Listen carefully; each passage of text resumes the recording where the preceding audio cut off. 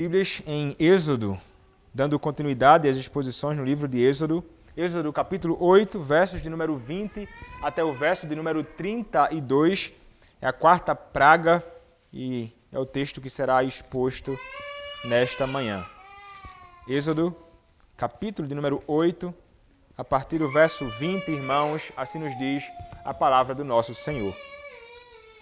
Disse o Senhor a Moisés: levanta-te pela manhã cedo e apresenta-te a Faraó. Eis que ele sairá às águas. E diz-lhe: assim diz o Senhor: deixa ir o meu povo para que me sirva. Do contrário, se tu não deixares ir o meu povo, eis que eu enviarei enxames de moscas sobre ti, e sobre os teus oficiais, e sobre o teu povo, e nas tuas casas, e as casas dos egípcios se encherão destes enxames, e também a terra em que eles estiverem. Naquele dia, separarei a terra de Gósen, em que habita o meu povo, para que nela não haja enxames de moscas, e saibas que eu sou o Senhor no meio desta terra. Farei distinção entre o meu povo e o teu povo, amanhã se dará este sinal. Assim fez o Senhor, e vieram grandes enxames de moscas à casa de Faraó e às casas dos seus oficiais, e sobre toda a terra do Egito, e a terra ficou arruinada com estes enxames. Chamou Faraó a Moisés e a Arão e disse: ide, ofereçai sacrifícios ao vosso Deus nesta terra. Respondeu Moisés: não convém que façamos assim, porque ofereceríamos ao Senhor nosso Deus sacrifícios abomináveis aos egípcios. Eis que, se oferecermos tais sacrifícios perante os seus olhos, não nos apedrejarão eles? Temos de ir caminho de 3 dias ao deserto e ofereceremos sacrifícios ao Senhor, nosso Deus, como ele nos disser. Então disse Faraó: deixar-vos-ei ir, para que ofereçais sacrifícios ao Senhor, vosso Deus, no deserto, somente que, saindo, não vades muito longe, orai também por mim. Respondeu-lhe Moisés: eis que saio da tua presença e orarei ao Senhor. Amanhã, estes enxames de moscas se retirarão de Faraó, dos seus oficiais e do seu povo, somente que Faraó não mais me engane, não deixando ir o povo, para que ofereça sacrifícios ao Senhor. Então saiu Moisés da presença de Faraó e orou ao Senhor. E fez o Senhor conforme a palavra de Moisés, e os enxames de moscas se retiraram de Faraó, dos seus oficiais e do seu povo. Não ficou uma só mosca. Mas ainda esta vez endureceu Faraó o coração e não deixou ir o povo. Amém. Podem se assentar, irmãos. Vamos orar. Senhor nosso Deus e bendito Pai, a Tua palavra, ela está aberta mais uma vez. E agora, ó Pai, é para ser exposta. Rogo ao Senhor que, nesta manhã, o Senhor seja gracioso comigo e com o Teu povo. Que o Teu povo possa, ó Pai, atentar à Tua palavra proclamada, que escutem com atenção, e que, ó Pai, possa ser usado como instrumento do Senhor na proclamação da Tua palavra. Usa-me, ó Deus, para o louvor da glória do Teu nome nesta manhã, na pregação da Tua palavra. É o que eu te peço, Senhor, em nome do Teu Filho, o Senhor Jesus Cristo. Amém. Todos nós temos experiência com um animal que incomoda muita gente. 1 já incomoda, 2 ainda mais, 5 muito mais, 10 que dirá algo além disto. E eu estou falando aqui de moscas. E lá em casa, em Rondônia, na realidade, parece que nesses dias elas têm dominado, né? Tem sido realmente muito incômodo. E se tem uma coisa que minha esposa não gosta de mosca, ela fica realmente grandemente chateada com as moscas rondando a mesa, querendo ali fazer bagunça na comida. Mas eu não sou o único que tem experimentado isso, certamente todos vocês passam por dificuldades como estas, né? Um irmão da nossa igreja há pouco tempo começou a montar então na sua casa uma proteção imensa para cercar toda a sua casa, porque o que tem de mosca que estava entrando na casa dele estava realmente provocando a uma bagunça, estava perturbando então eles, que não estavam nem conseguindo comer fora da sua casa, tinha que ficar trancado dentro da casa lá para que nenhuma mosca os perturbasse. Então, nós sabemos por experiência que mosca é algo terrível. 1 incomoda, 5 ainda mais, 10 misericórdia e muito mais do que isso então seria terrível. Se nós, irmãos, estamos conscientes de que quantidades pequenas, comparadas ao que aconteceu no Egito, perturba, imaginem vocês o que foi a angústia que foi provocada nos dias de Moisés, na ocasião em que o Senhor, ele manifesta mais uma vez, através da 4ª praga, o seu juízo. Nós temos visto como o Senhor ele tem punido, como o Senhor ele tem tratado, como o Senhor ele tem caído com a sua mão, manifestando a sua grande insatisfação com o Egito, bem como o seu grande amor para com o seu povo, afligindo o Egito com muitas pragas. E nós vimos que o mar, então, o Nilo, que era adorado por eles, que eles, então, tinham como a fonte da vida para eles, foi ferido. E as águas, então, do Nilo se tornaram em sangue. Vimos também como o Senhor, ele fez que viesse também sobre o Egito rãs na sua 2ª praga. E como aquilo ali provocou uma angústia terrível naqueles que ali habitavam. E a terra cheirou mal posteriormente, quando então todas essas rãs foram mortas pelo próprio Senhor. Vimos também que uma praga terrível que alcançou muitos de nós, mas que alcançou em sua maior intensidade o povo no Egito, os piolhos. Coisa terrível que angustiou o Egito, o Senhor também trazendo ali a sua mão pesada. Mas agora então chegamos a essa 4ª praga que envolve realmente as moscas. Um animal que é nojento e um animal que causa de fato muita angústia e perturba a muita gente. E foi exatamente isto que aconteceu ali no Egito.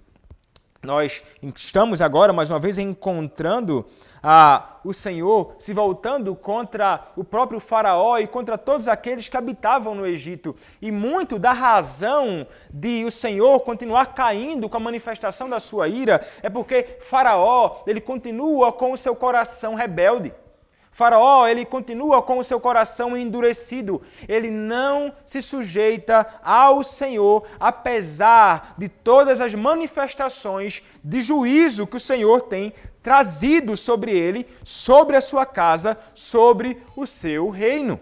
E aqui, irmãos, nós encontramos mais uma vez o Senhor, agora apresentando o que ele fará. Nós vimos que na última praga, na 3ª praga, os piolhos vieram sem qualquer tipo de pré-anúncio. O Senhor não falou através de Moisés e de Arão dizendo, olha, liberta o meu povo, que se você não libertar, eu vou trazer sobre você piolhos. Ele não diz isto. Mas quando nós olhamos para a 4ª praga, ela tem algo muito semelhante com a 1ª praga. O que é semelhante, não é? O texto nos diz assim, verso de número 20.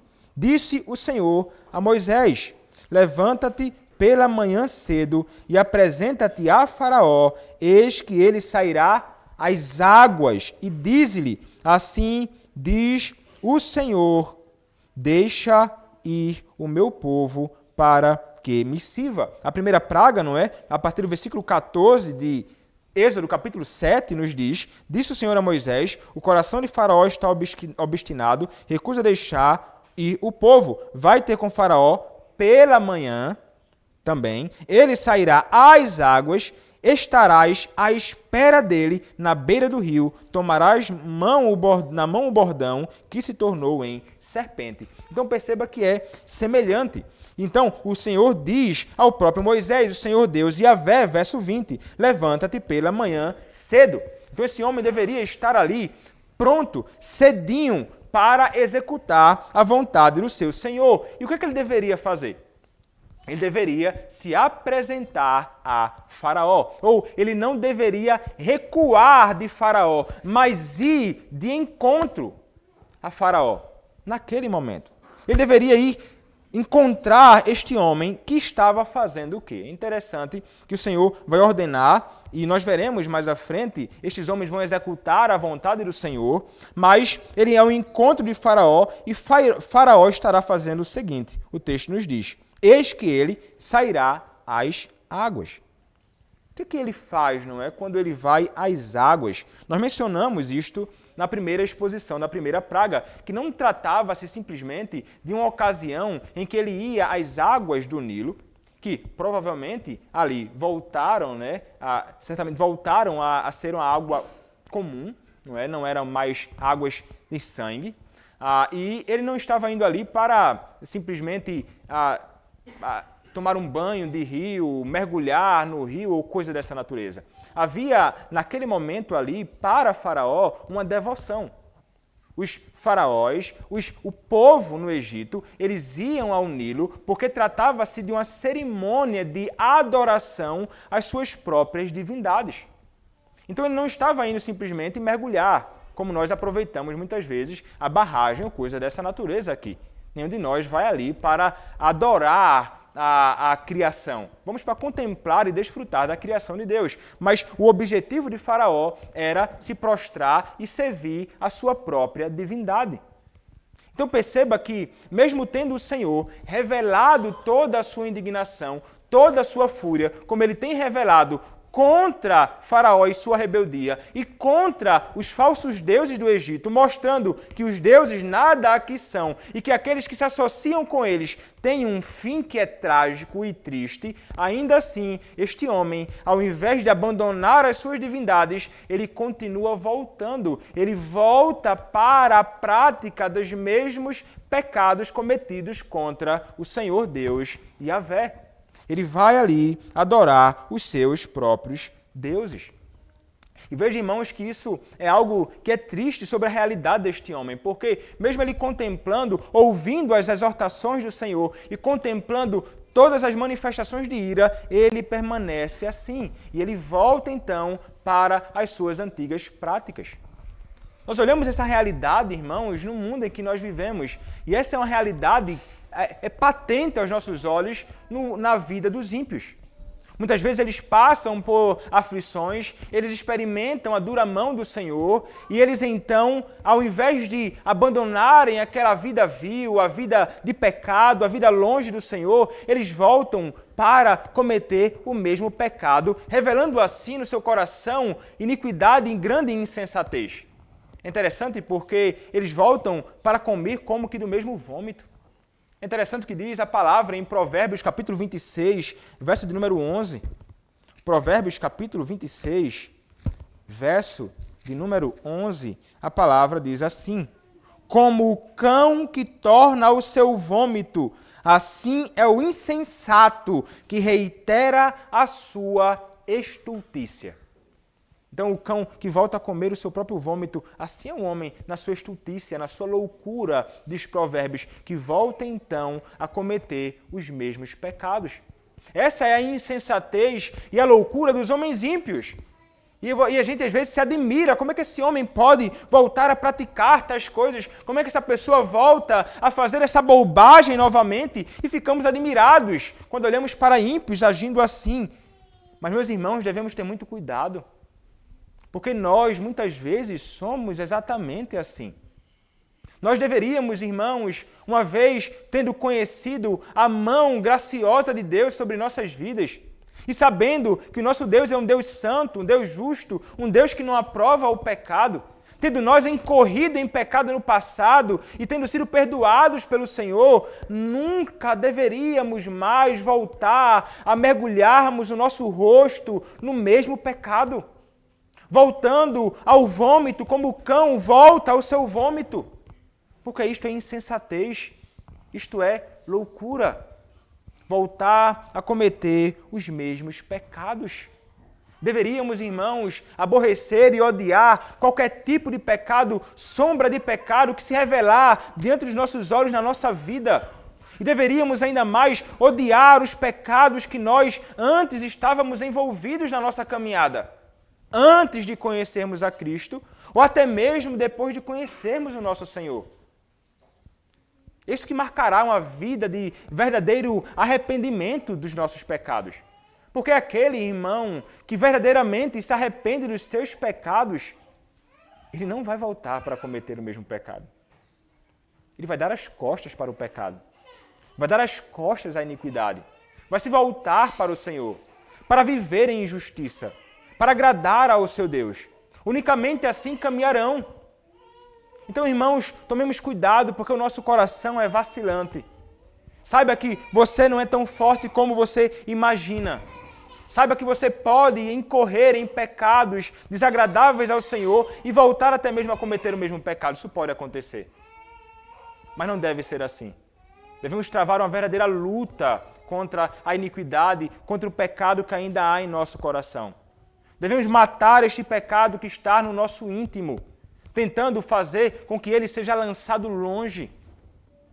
Mas se voltar, irmão, a cometer o mesmo pecado, isso pode revelar que talvez você não esteja em Cristo. Ou talvez você esteja em Cristo salvo por Ele e caiu em transgressão, pecando contra o seu Deus. O caminho que Ele dá a você é o caminho que Ele concede a todos aqueles que pecam contra Ele. Saiba que o fato de você voltar a cometer o mesmo pecado, aí se você se entristece por isso, se você sente uma tristeza no seu íntimo, você não somente está consciente do pecado que cometeu, você se entristece, você deve saber que o Senhor, Ele está pronto para perdoar você. Então volte-se para o Senhor. Não se afunde mais no pecado, porque é isso que fazem muitas pessoas por aí. Pecam contra o Senhor, pecam novamente. E então acabam pensando assim, eu não sou digno de falar com o Senhor, eu não sou digno de pedir perdão a Deus, eu que estou aqui mais uma vez caindo no mesmo pecado. Não pense isto.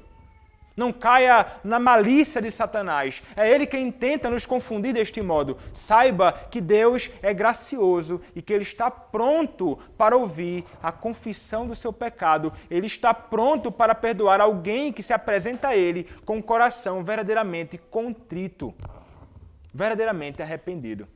Corra para o Senhor. Ele é um Deus que está pronto para perdoar o pecador. É assim que Ele age. Este é o Deus a quem nós servimos. Mas não sejamos como Faraó. Não lutemos para não voltarmos às mesmas práticas. Este homem, ele volta ali à devoção aos seus próprios deuses. E então, o que é que ele vai acabar ouvindo mais uma vez agora de Moisés, do servo do Senhor?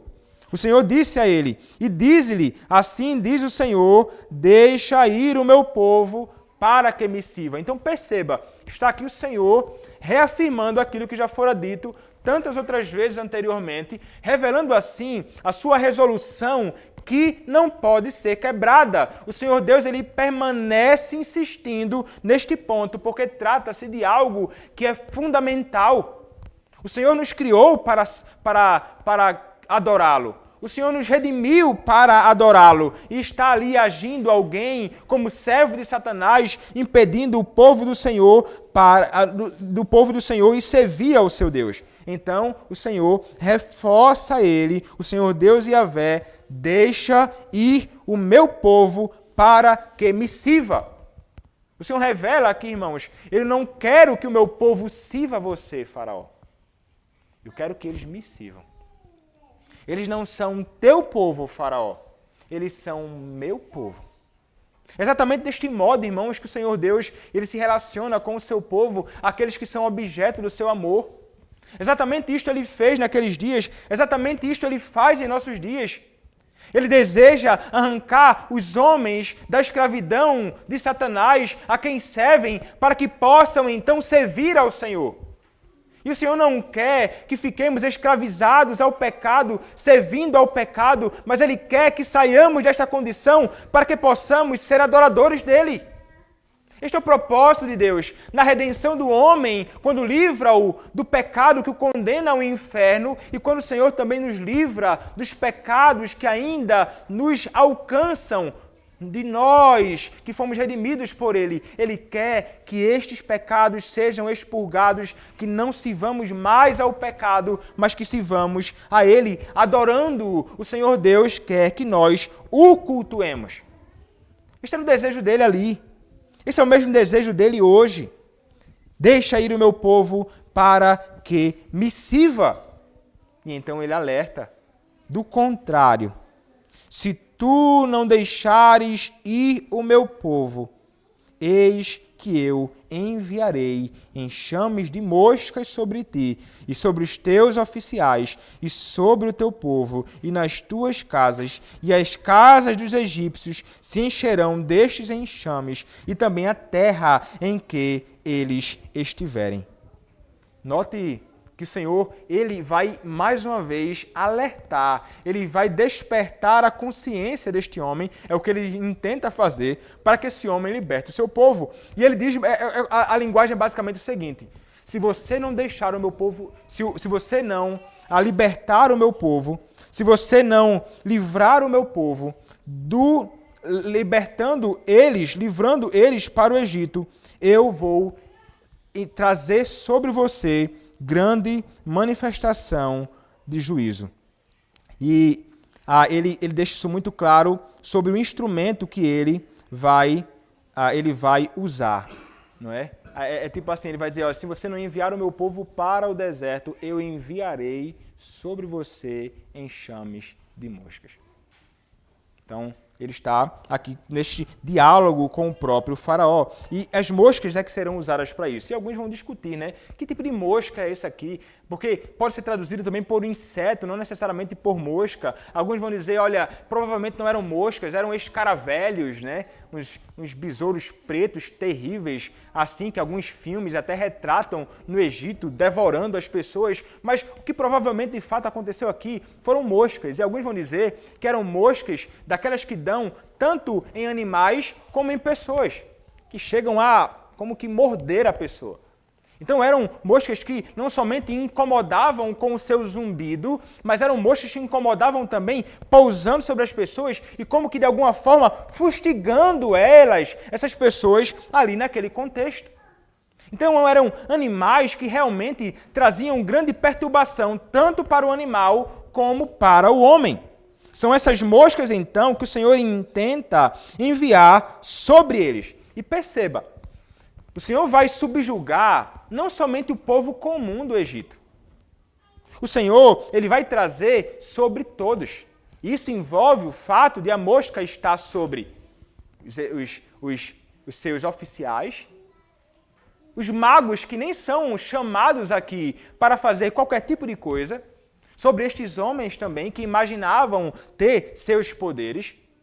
E ele viria também sobre o próprio faraó. Imaginem então, aquele que é tido como a própria divindade e aqueles que são tidos como pessoas usados pelas suas próprias divindades e em suas próprias magias, serão então humilhados com moscas sobre eles. E não seria, irmãos, poucas moscas. As moscas iriam tomar conta de tudo. Era um exército de moscas. Imagine você aqui, agora na igreja, e então entrando tanta mosca que cobrisse o chão inteiro. Você só visse aquela coisa preta no chão, por cima dos bancos, por cima de você, você tirando as moscas e não cessando de vir. Rapaz, eu ficaria grandemente perturbado, eu acredito que você também. Seria um momento realmente angustiante. É exatamente isto que o Senhor está dizendo que haveria de acontecer com ele em toda a terra do Egito. Então perceba que o Senhor, ele alerta sobre as suas manifestações. Eu tenho repetido isto, irmãos, mas é importante. O Senhor, ele dá pré-anúncios do que haverá de acontecer e eu vejo nisto ocasião do Senhor para que os homens possam se arrepender dos seus pecados. Ele alerta, se você não fizer isto, se você não deixar isto, se você continuar aqui, vai vir isto sobre você, calamidade, sofrimento, angústia sobre você. E isto, irmãos, é ocasião da bondade de Deus, demonstração da bondade de Deus sobre os homens, dando ocasião para o arrependimento dos seus pecados. O faraó, ele nunca jamais poderia dizer que não teve ocasião oportuna para voltar atrás dos seus intentos. Essa mesma realidade, irmãos, em nossos dias. E veja, aquilo que está para vir sobre o mundo no dia do Senhor é algo que será muito, mas muito maior do que aquilo que aconteceu no Egito. Não acometerá, não alcançará apenas uma região, mas todo mundo o dia do julgamento e do juízo de Deus. E será realmente muito, mas muito mais terrível do que simplesmente moscas vindo. Mas enquanto este dia não chega, o Senhor Deus ele levanta servos seus para anunciar ao povo que este dia chegará. E você deve entender.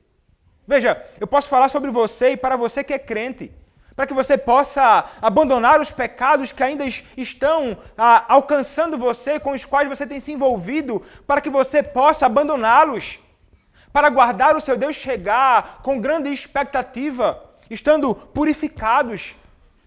Devemos então, como falamos na última exposição, vigiar e orar, vivendo piedosamente, aguardando com grande expectativa o dia do Senhor.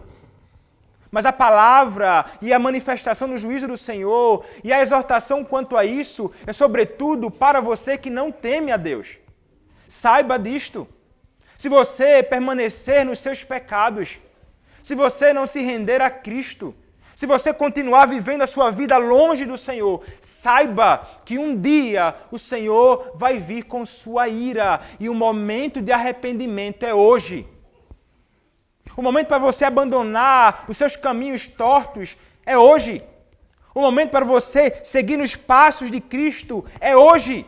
A ocasião para a misericórdia de Cristo é hoje, porque naquele dia não haverá misericórdia para você. Arrependa-se, portanto. Creia em Cristo, volte-se para Ele. Este é o momento oportuno. E você nunca jamais terá desculpa para dizer naquele dia, nunca poderia dizer, eu não tive ocasião para me arrepender dos meus pecados. Eu não tive oportunidade, não fora demonstrada para mim uma ocasião para isto. Você não terá desculpas para isto. Você está ouvindo essa pregação hoje e pode ter ouvido tantas outras. E tudo isto vai servir como para a sua própria condenação. Tudo para a sua própria condenação. Como disse um pregador, o inferno está cheio de ouvintes de sermões. Cheio de ouvintes de sermões. Mas de pessoas que não procuram, de pessoas que ouvem sermões, mas não procuram regular a sua vida à luz da verdade e do evangelho proclamada. O inferno está cheio de ouvintes de sermões. Ouvir sermão, simplesmente ouvir, não salva. Você precisa se voltar para o Cristo que é proclamado, o Cristo que é anunciado, e o Senhor o alerta hoje, mais uma vez. O Senhor, então, irmãos, Ele vai manifestar para todos eles o que haverá de acontecer. Mas o que haverá de acontecer também de modo especial naquele dia. E é algo que marca de modo tão singular esta quarta praga. É o que é dito para nós no versículo de número 22. Naquele dia, separarei a terra de Gósen, em que habita o meu povo, para que nela não haja enxame de moscas, e saibas que eu sou o Senhor no meio desta terra. Verso 23, farei distinção entre o meu povo e o teu povo, amanhã se dará este sinal. Então perceba, naquele dia, em que dia? No dia da manifestação do juízo do Senhor com a sua ira, o que é que o próprio Deus faria? Separarei a terra de Gósen. E nós já ouvimos falar sobre esta terra. Nós sabemos que em Gênesis capítulo 46, nas exposições que fizemos aqui, é a terra que José ele vai dar para que o seu pai, junto a seus irmãos, habitem. Um lugar separado para a habitação do pai de José junto aos seus irmãos. Uma terra que estava acima do Egito, fronteira ali, como que um caminho mais fácil para que eles pudessem chegar à terra prometida, a Canaã. Esse lugar fora separado para que eles ali habitassem naquele lugar. Nos diz a palavra do Senhor. Você pode ver o que diz a Escritura em Gênesis capítulo de número 46. Então, ele vai separar a terra de Gósen, em que habita, ele vai dizer, o meu povo, para que nela não haja enxames de moscas. E saibas que eu sou o Senhor no meio desta terra. Farei distinção entre o meu povo e o teu povo. Amanhã se dará este sinal. Veja, a linguagem que nós encontramos nesta ocasião aqui, nestes dois versos, é uma linguagem pactual. A linguagem de que nós somos o povo de Deus e que Ele é o nosso Deus. Tu és o nosso Deus. E Ele diz que nós somos o seu povo.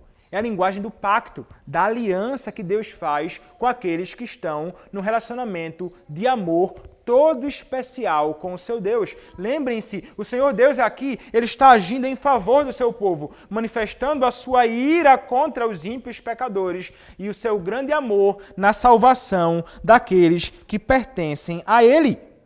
Mas é interessante nós percebermos o seguinte, o texto nos diz, farei distinção.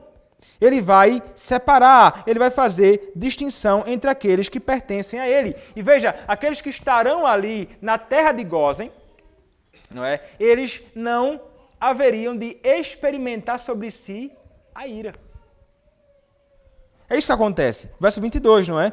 Para que nela não haja enxame de moscas. Então perceba que o que vai acontecer não é um fenômeno natural. São moscas entrando então no Egito e aí, por algum acaso elas não entram em Gósen, onde habita o povo do Senhor. Não. Era a mão de Deus derramando a sua ira somente sobre aqueles que não são alvo do seu amor eletivo. A ira de Deus caindo somente sobre aqueles que não são seu povo, mas aqueles que são povo de Deus, a ira de Deus não haveria de cair, porque o Senhor estaria guardando eles, o Senhor haveria de separá-los de entre os outros homens, o Senhor havia de preservá-los, o Senhor haveria de guardá-los, e é exatamente isto que é experimentado ali. É isso que o Senhor então faz. E essa, irmãos, é uma realidade sobre todos nós que conhecemos o Senhor e fomos salvos por Ele. O Senhor Deus é aquele que de fato separa os que são seus daqueles que não são do Senhor. O que haverá de cair e acontecer com aqueles que não pertencem ao Senhor? A ira de Deus cairá. E nós vemos que isso acontece. O versículo de número 24 diz, assim fez o Senhor, e vieram grandes enxames de moscas à casa de Faraó e às casas dos seus oficiais e sobre toda a terra do Egito, e a terra ficou arruinada com estes enxames. O que o Senhor prometeu no dia seguinte de fato aconteceu. E é interessante a linguagem, a terra ficou arruinada com moscas, sim, grande caos. E a palavra do nosso Senhor, no Salmo 78, verso número 45, nos fala sobre este evento. Ele vai usar a linguagem semelhante. Salmo de número 78, verso de número 45. Veja o que a palavra nos diz. Enviou contra eles enxames de moscas que os devorassem. Veja a linguagem. Foram devorados. Que coisa terrível, então. Essas moscas não eram moscas assim tão comuns como nós podemos imaginar. Então perceba que aquilo que Deus ele declarou que haveria de acontecer, aconteceu. E como falei em outras ocasiões, provavelmente repetirei em outros momentos também, nós devemos estar certos, aquilo que Deus prometeu haverá de acontecer, se Ele disse que virá com juízo sobre toda a terra, isso certamente vai acontecer, queira você ou não, creia você nisso ou não, e será muito mais terrível, eu repito, do que as moscas sobre o Egito. Mas nós, irmãos, que tememos ao Senhor, nós que conhecemos a Cristo, devemos temer sermos devorados e condenados neste dia? E a resposta, irmãos, é não. O Senhor, Ele separa aqueles que pertencem a Ele. O Senhor, Ele separa o justo, piedoso do ímpio. E é exatamente isso que acontecerá nesta ocasião. A palavra do nosso Senhor nos alerta, nos mostra essa realidade. Chegará o dia em que veremos a diferença entre o justo e o ímpio. Olha o que diz, irmãos, Malaquias capítulo 3, verso de número 18. Malaquias capítulo 3, verso de número 18. A palavra do Senhor nos diz assim: então vereis outra vez a diferença entre o justo e o perverso, entre o que serve a Deus e o que não serve. Vereis. O Senhor faz distinção. Olha o que diz também agora no Novo Testamento, em Mateus, capítulo 25, verso de número 32. Mateus, capítulo 25, verso de número 32, a Escritura diz assim: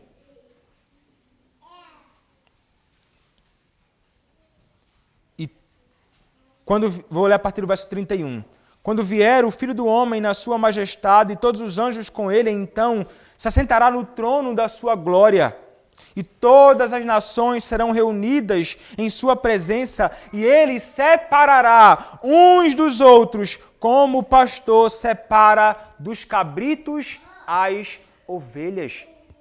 Então perceba, essa realidade da distinção entre aqueles que pertencem a Deus e não pertencem é verdadeira no Antigo, tanto quanto no Novo.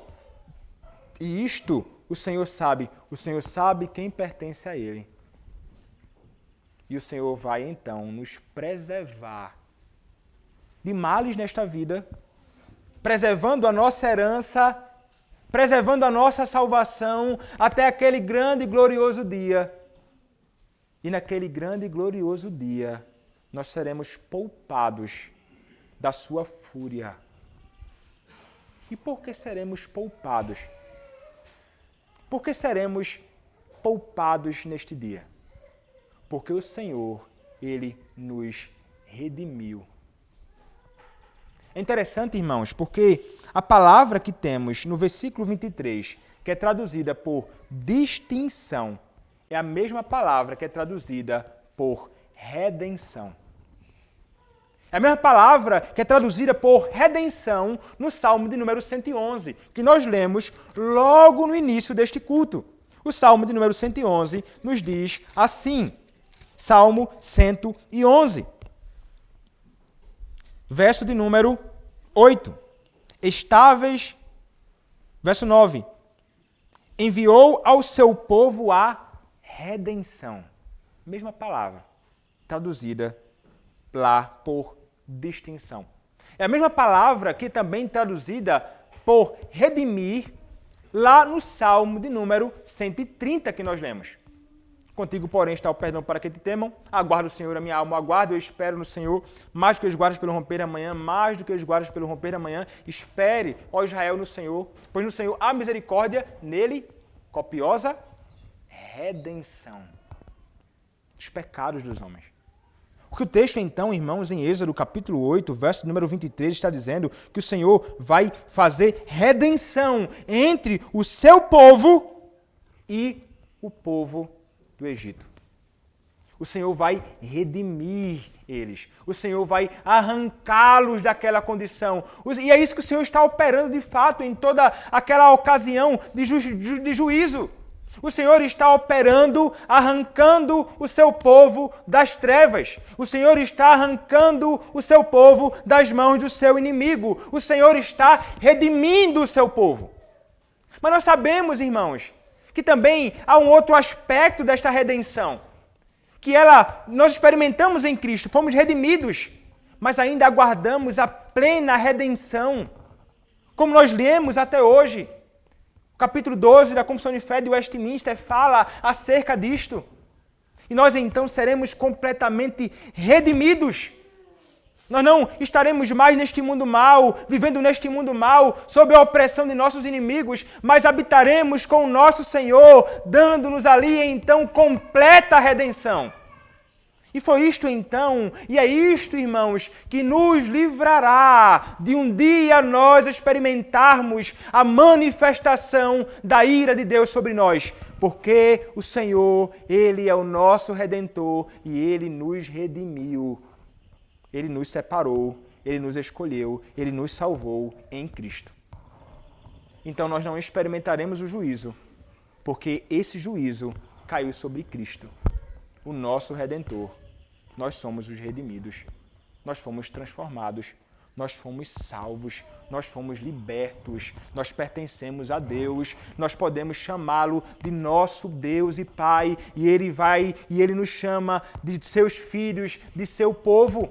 Este é o relacionamento todo especial que nós hoje, que fomos salvos pelo Senhor, desfrutamos. E estamos também sob seus cuidados paternais, como filhos que são cuidados pelos seus pais.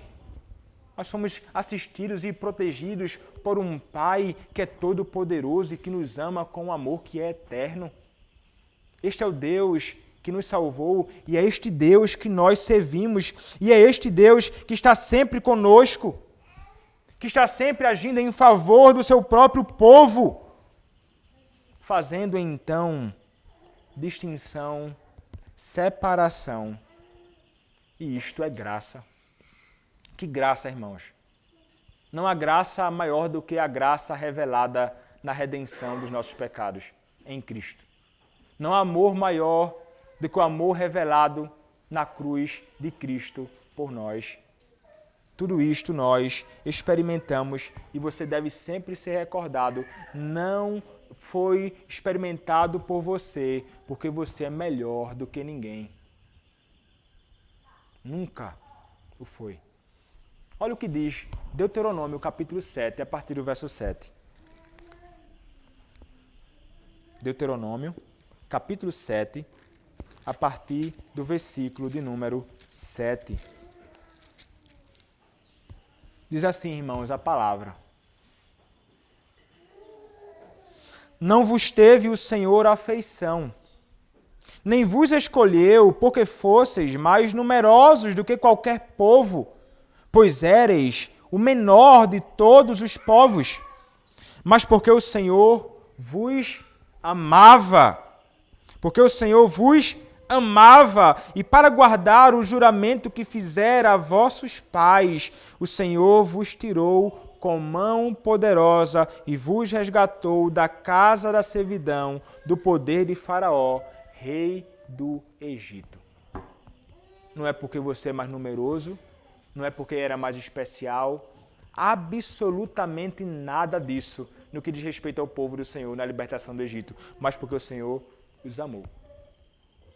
Por que nós fomos salvos, irmãos? Não é porque você é bacana, inteligente, uma pessoa gente boa, uma pessoa que faz caridade, que socorre o próximo, que faz qualquer coisa. Nada que você fizesse neste mundo poderia garantir para você salvação. Não há salvação através de atos de bondade nossa. Mas porque o Senhor nos amou na eternidade. Foi isso que levou o seu filho à cruz. Eu já falei isso em outros momentos, irmãos, mas é sempre bom repetir. Cristo, ele morreu na cruz. Deus não nos amou porque Cristo morreu na cruz. Ah, você é amado porque Cristo morreu por você. Não, errado. Cristo morreu na cruz porque Deus nos amou. É o contrário. Cristo ele foi levado a morrer naquela cruz maldita, porque o Senhor, antes de o mundo existir, ele teve você como objeto do seu amor. Imagina você. Que maravilha então é saber que o amor com o qual nós somos amados é eterno. E que este amor é tão grande que levou Deus o Pai a entregar o seu Filho unigênito para morrer no lugar de um pecador vil como você. E um pecador vil como todos nós somos e éramos antes de conhecermos a Cristo. Isso deve, irmãos, certamente nos conduzir à humildade, porque não foi nada em nós, mas tudo Cristo. Somente Cristo fez tudo isso, através da sua obra. E esse povo, irmãos, então, uma vez que é alvo de Deus, do amor de Deus, separado por Deus para Ele, o que é que esse povo deve fazer? Veja o que continua dizendo o texto, irmãos, em Êxodo capítulo 8, agora a partir do versículo de número 25. A palavra do nosso Senhor nos diz assim: chamou o faraó a Moisés e a Arão e disse: ide, ofereceis sacrifícios ao vosso Deus nesta terra. Então note, Faraó, ele é afligido, ele se vê angustiado, ele não tem saída. O que é que ele pode fazer então agora? O que é que ele pode fazer contra um Deus que é todo poderoso? Então ele vai chamar ali Moisés, ele vai chamar Arão, homens que foram instrumento de Deus nesta ocasião. E diz, ide, eu deixo vocês irem fazer sacrifícios ao vosso Deus nesta terra. Então perceba, nesta terra, na terra dele. Mas então o versículo 26 dá uma resposta de Moisés. Respondeu Moisés: não convém que façamos assim, porque ofereceríamos ao Senhor nosso Deus sacrifícios abomináveis aos egípcios. Eis que, se oferecermos tais sacrifícios perante os seus olhos, não nos apedrejarão eles? Então perceba que Moisés ele está consciente de que ele não pode fazer aquilo que Faraó está sugerindo. Ele não poderia fazer aquilo na terra do Egito. Ele não poderia fazer aquilo diante dos moradores da terra do Egito. Porque eles haveriam de sacrificar animais. Animais que para os homens do Egito eram objeto de culto. E então, se eles começassem a sacrificar, derramando muitos animais de bois, de carneiros, de bodes e tantas coisas, isso seria de fato abominável para aqueles que naquela terra habitavam. Então isso poderia trazer sobre eles algum tipo de aflição e de problema. Então ele diz, olha, eu não posso. Ele vai dar, essa é a primeira razão. A primeira razão que ele dá, não podemos oferecer aqui porque isso é abominável ao povo do Egito. Mas não é a única razão, nem a principal. Por que razão, então você poderia perguntar, por que razão Moisés não pode adorar com o seu povo no Egito? Ele explica no verso seguinte: temos de ir caminho de 3 dias ao deserto e ofereceremos sacrifícios ao Senhor, nosso Deus, como Ele nos disser. Ponto. Moisés ele não fica cedendo a conversa com este homem malicioso que quer apresentar e oferecer algum tipo outro de alternativa para o próprio Moisés na adoração. Moisés entende, irmãos, ele está plenamente persuadido de que ele deveria ir para o deserto, como o Senhor havia ordenado anteriormente. Deveria ir caminho de 3 dias.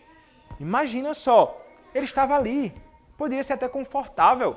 Puxa vida, andar 3 dias para a adoração, mas sim, 3 dias. Caminho de 3 dias ao deserto e lá então imolar os animais em culto ao Senhor, em sacrifício a Deus, como ele disser. Então ele entende o seguinte, olha, eu não vou, Faraó, eu não posso, Faraó, fazer aquilo que você ordena. A adoração não pode ser feita onde você quer e nem da forma que você quer, Faraó. A adoração deve ser feita onde Deus quer e como Ele disser. Isto é um princípio, irmãos, fundamental. Princípio que percorre toda a Escritura. E nós precisamos entender esta realidade. Nós não podemos sujeitar a adoração ao Deus que nos redimiu às indicações, sugestões dos homens, do mundo, dos ímpios, dos que não temem a Deus. Nem podemos sujeitar a adoração a Deus àquilo que é fruto da nossa própria imaginação. Porque isso é uma tragédia. Isso é um problema grave. Porque sempre será um problema grave não fazer aquilo que Deus ordena. Sempre será. E você não pode conceber que a adoração pública a Deus é uma ocasião simples. Você deve entender, e eu espero que essa verdade esteja no seu coração, o momento mais importante da semana, o momento mais importante na sua vida é a adoração pública a Deus. Não há momento mais singular do que este. E o Senhor Deus, Ele se agrada de adoração. Mas Ele se agrada da adoração que é feita a Ele do modo que Ele ordenou na sua palavra. O Senhor aceitou tanto Abel como adorador, como a sua oferta, nos diz a palavra. O Senhor rejeitou Caim e sua oferta.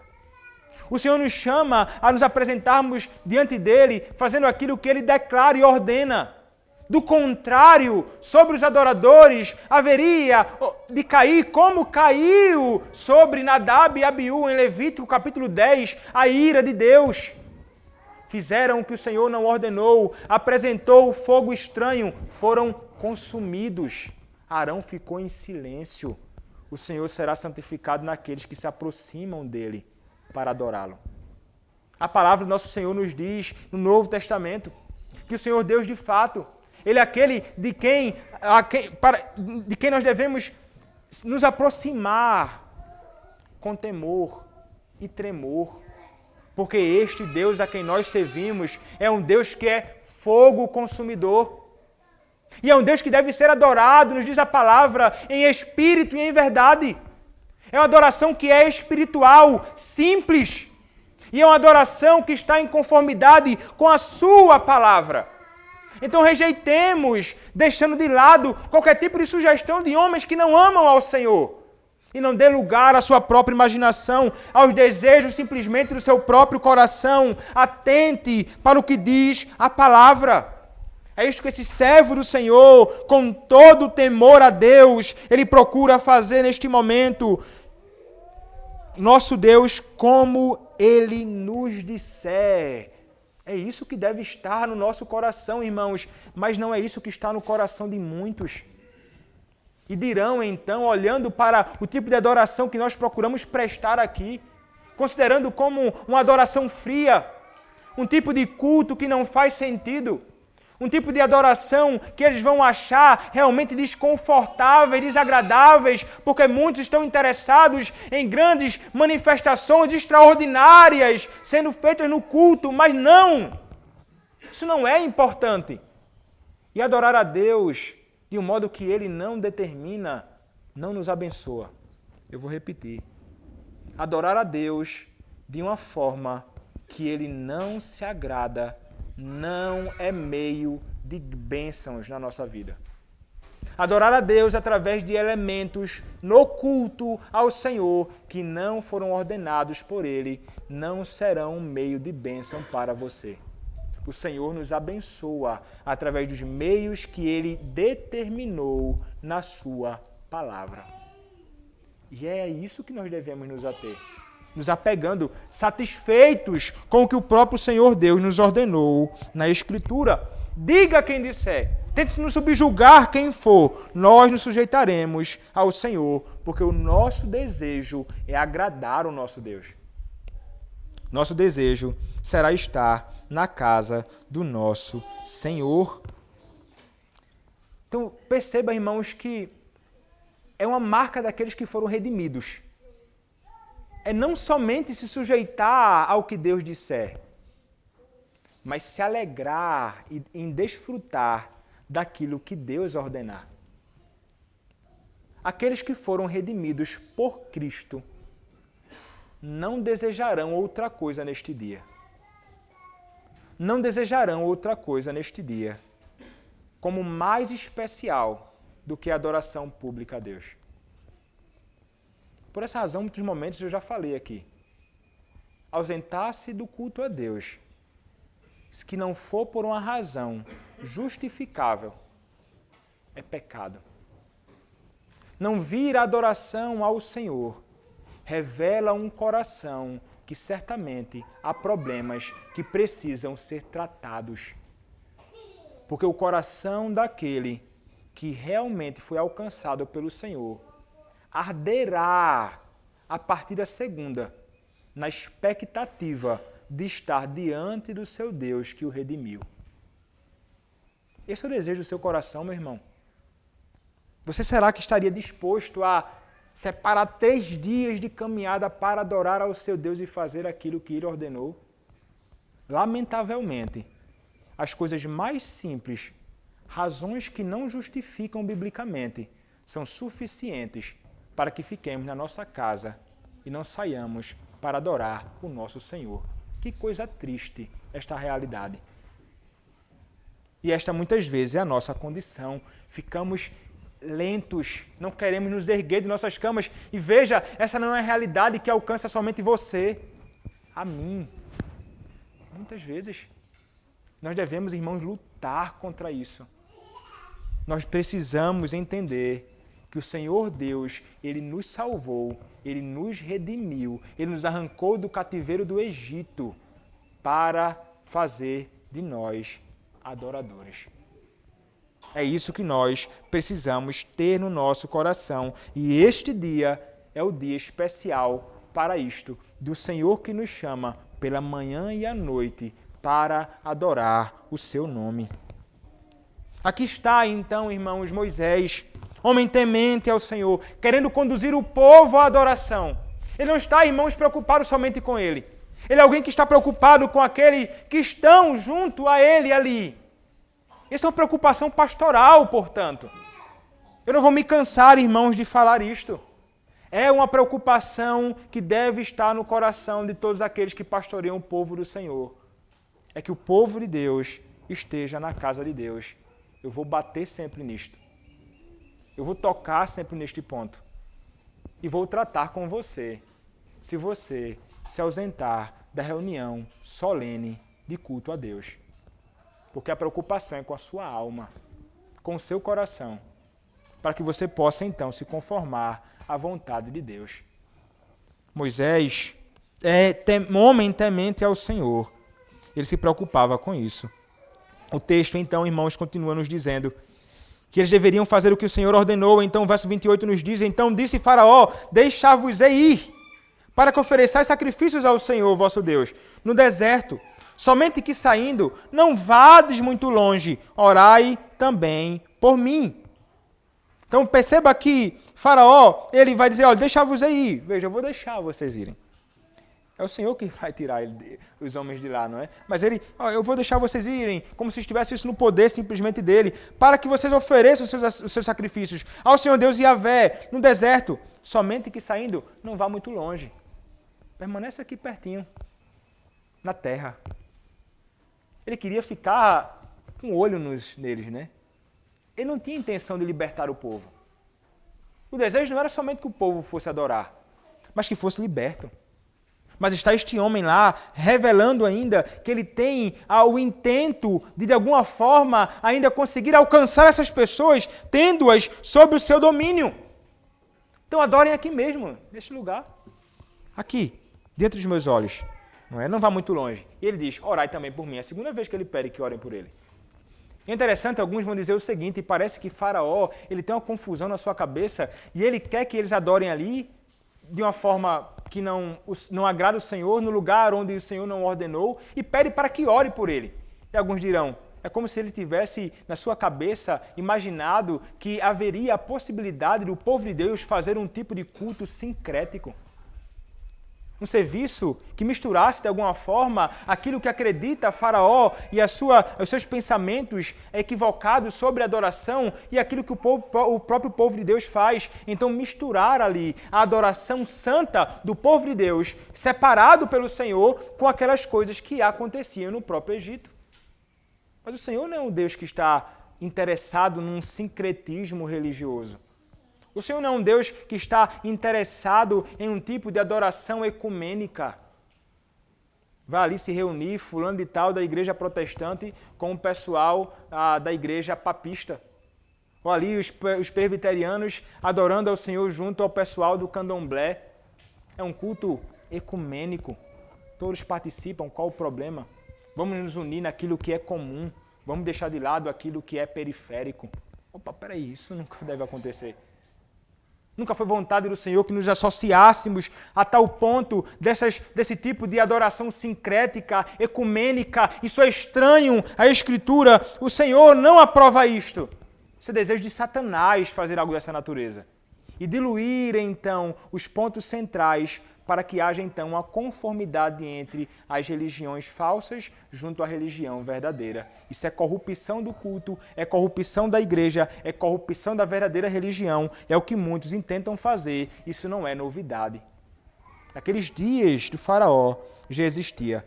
Mas Moisés responde a ele. Verso 29. Respondeu-lhe Moisés: Eis que saio da tua presença e orarei ao Senhor. Amanhã, estes enxames de moscas se retirarão de Faraó, dos seus oficiais e do seu povo, somente que Faraó não mais me engane, não deixando ir o povo para que ofereça sacrifício ao Senhor. Então, veja aqui que Moisés, ele não vai se sujeitar. Ele não vai querer ficar ali. Ele vai dizer assim: eis que saio da tua presença. Ele vai embora e orarei ao Senhor.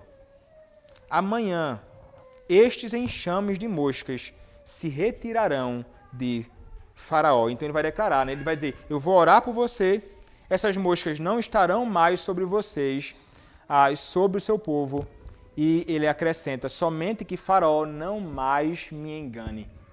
Veja que Moisés ele está de fato ousado, ele é corajoso, a ponto de dizer diante do próprio Faraó que você não me engane mais, como estava enganando tantas outras vezes naquele contexto. Moisés ele está cada vez mais se tornando um homem muito intrépido, sem qualquer tipo de temor, aquele homem que tinha poder diante dos seus próprios olhos, não deixando ir o povo para que ofereça ao Senhor. Então, o verso 30 nos diz: então saiu Moisés da presença de Faraó e orou ao Senhor. Então ele vai para um lugar separado do próprio Faraó e ele vai rogar a Deus. Ele vai orar para que o Senhor faça que aquela praga ela cesse. E o Senhor responde à oração. E fez o Senhor conforme a palavra de Moisés, e os enxames de moscas se retiraram de Faraó, dos seus oficiais e do seu povo. Não ficou uma só mosca. Muito mais eficaz do que qualquer produto que a gente usa aí para tentar espantar as moscas. Foi a resposta à oração de Moisés que o Senhor deu. Multidão e enxame de moscas desaparecem então do Egito. Ali então, nesta ocasião, é revelado que o Senhor Deus é um Deus que é de fato poderoso. Um Deus que tem poder sobre tudo aquilo que tinha no Egito.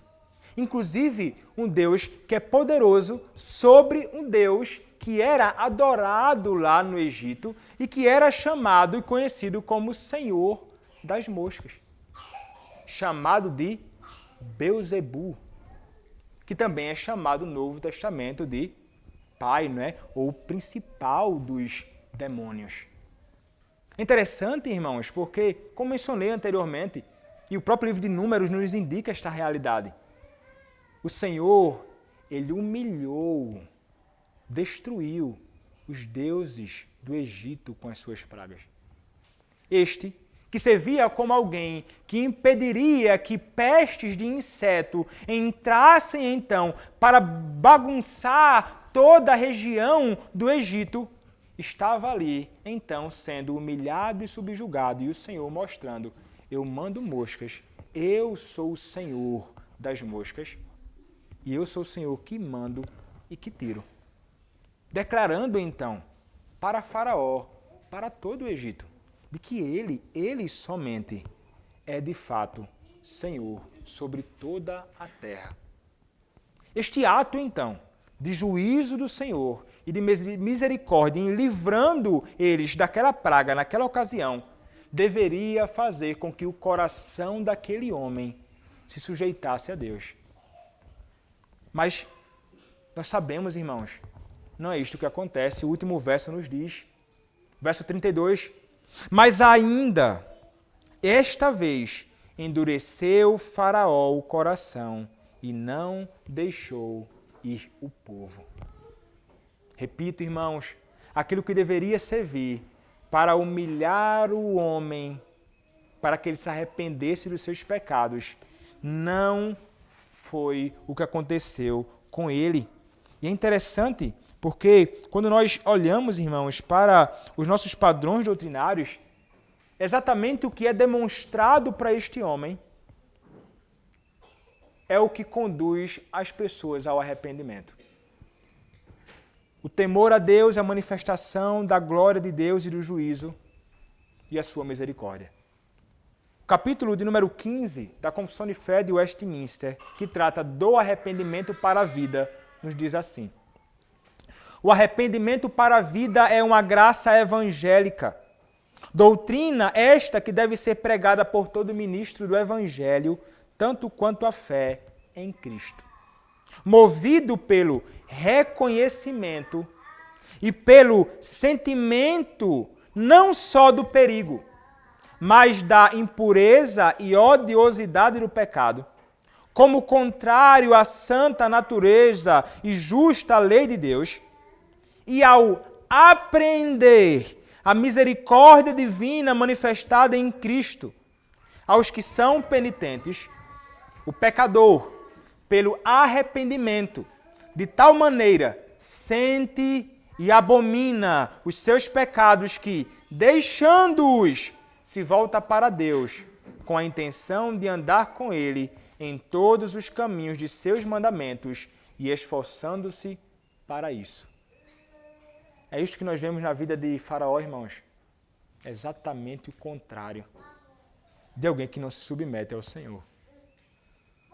Eu espero que esta não seja a sua condição.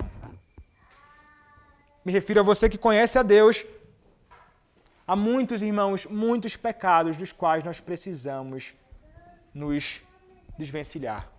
Há muitos e muitos pecados dos quais nós precisamos nos arrepender. E precisamos, irmãos, que o nosso coração duro, como o coração duro do Faraó, seja quebrado. Muitas vezes é assim que nós nos encontramos e nós permanecemos duros nos nossos intentos e nas práticas de pecados que desagradam ao Senhor, mesmo tendo nós, diante de nossos olhos e anunciado aos nossos ouvidos, na nossa própria consciência, muitas vezes a declaração de Deus, não somente acusando-nos dos nossos pecados, mas também revelando a sua misericórdia. Isso deve fazer você correr para Ele em arrependimento. Coração duro é um coração mergulhado em iniquidade. Coração endurecido é manifestação do juízo de Deus sobre o homem. Arrependamos-nos, irmãos, dos nossos pecados, corramos para o Senhor, não caminhemos com os nossos corações assim rebeldes, porque só haverá sobre nós de cair o desagrado de Deus e a sua mão. Isso você deve entender, eu repito. Você que não conhece o Senhor tem revelado a sua graça abundantemente e tem manifestado também a sua indignação contra o pecador. Se você não se arrepender do seu pecado, você vai ter sobre você o Senhor vindo com toda a sua ira. E você pode ter certeza, terrível coisa é cair nas mãos do Deus vivo. Terrível coisa. Não há nada que experimentamos nesta vida que seja comparável àquilo que você um dia experimentará se você permanecer com seu coração duro, obstinado contra o Senhor. Hoje é dia de salvação. Arrependa-se do seu pecado e creia no Evangelho. Creia em Cristo Jesus. Somente Ele é um Salvador bendito e Ele está pronto para salvar o mais vil pecador. Amém. Vamos orar, irmãos, ao nosso Deus. Ó Senhor, nosso Deus, nós te louvamos pela Tua palavra e pela Tua graça sobre nossas vidas, na salvação. O Senhor é o Deus que nos salvou, o Senhor é o Deus que nos libertou dos nossos pecados, o Senhor é o Deus que nos redimiu, o Senhor é o Deus que nos guarda, o Senhor é o Deus que faz distinção entre nós e os outros. Nós somos teus, tu és nosso. Que bênção, que privilégio. Ó Deus, pedimos a ti que o Senhor seja misericordioso conosco, mas, ó Pai, clamamos pelos que não conhecem a ti. Concede-lhes, Senhor, a graça do arrependimento. Que abandonem, Senhor, a vida torta, bagunçada em que vivem, e que se voltem para o Senhor, arrependidos dos seus pecados, crendo no Senhor Jesus Cristo como seu Salvador. Ó Deus, faze isto, Pai. Tem misericórdia deles como tiveste misericórdia de muitos de nós. É o que nós, ó Senhor, te pedimos. Em nome do teu Filho, Senhor Jesus Cristo. Amém.